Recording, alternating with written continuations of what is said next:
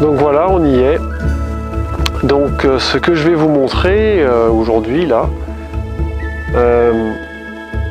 c'est que les mégalithes, qui sont des pierres d'apparence assez rustiques, qui sont très anciennes puisqu'elles sont estimées, l'implantation des mégalithes remonte à plusieurs millénaires. Et je vais vous montrer qu'en réalité, derrière cette apparence rustique et assez grossière de ces pierres, il y a une pensée, une stratégie d'implantation de ces monuments qui est exceptionnelle parce qu'elle est d'une très grande précision. Et si j'ai pu commencer à comprendre le plan des mégalithes du massif de Sancy, c'est aussi parce qu'avant moi, il y a eu des gens curieux qui ont commencé à comprendre les principes, qui ont mis des années avant de comprendre. Et une fois qu'ils ont compris les principes, on peut les appliquer sur l'ensemble des monuments mégalithiques en Europe. Et c'est donc ça qui est tout à fait exceptionnel, que je vais vous montrer aujourd'hui. Je vais vous montrer que ces monuments sont implantés avec une précision qui est telle que ça ne peut pas être le hasard, et que c'est une précision que nous n'avons été capables d'atteindre que depuis la seconde moitié du XXe siècle.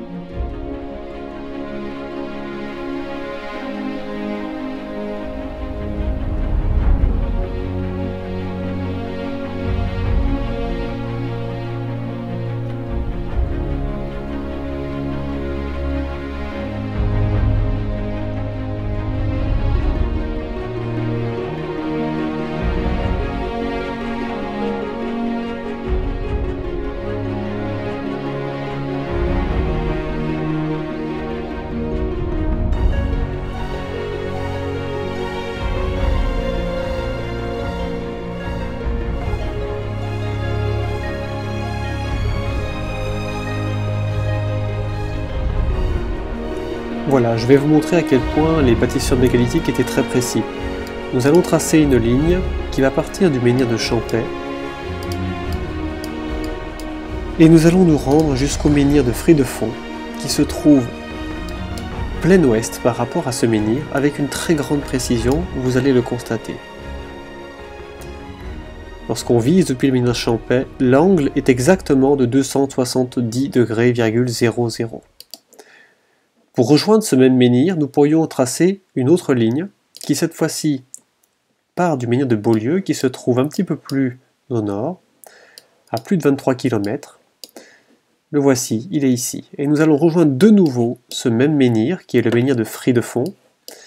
Et nous allons avoir cette fois-ci non pas un angle nord-sud ou est-ouest, mais un angle qui est celui de diagonale d'une figure géométrique simple qui est un rectangle de 3 de haut sur 2 de large.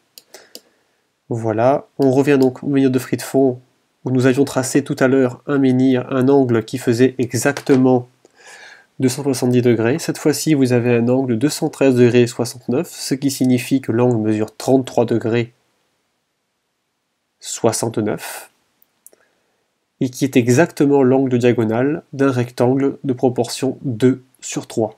La précision, comme vous pouvez le constater, est au centième de degré avec ces 3 menhirs que j'ai utilisés.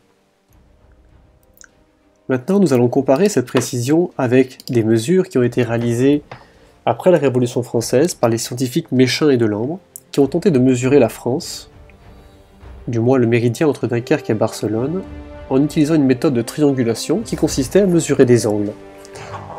Nous allons nous rendre donc à Montlhéry, où j'ai tracé un certain nombre de triangles. Je vais prendre celui de Montlhéry parce que nous savons que les monuments sont toujours en place.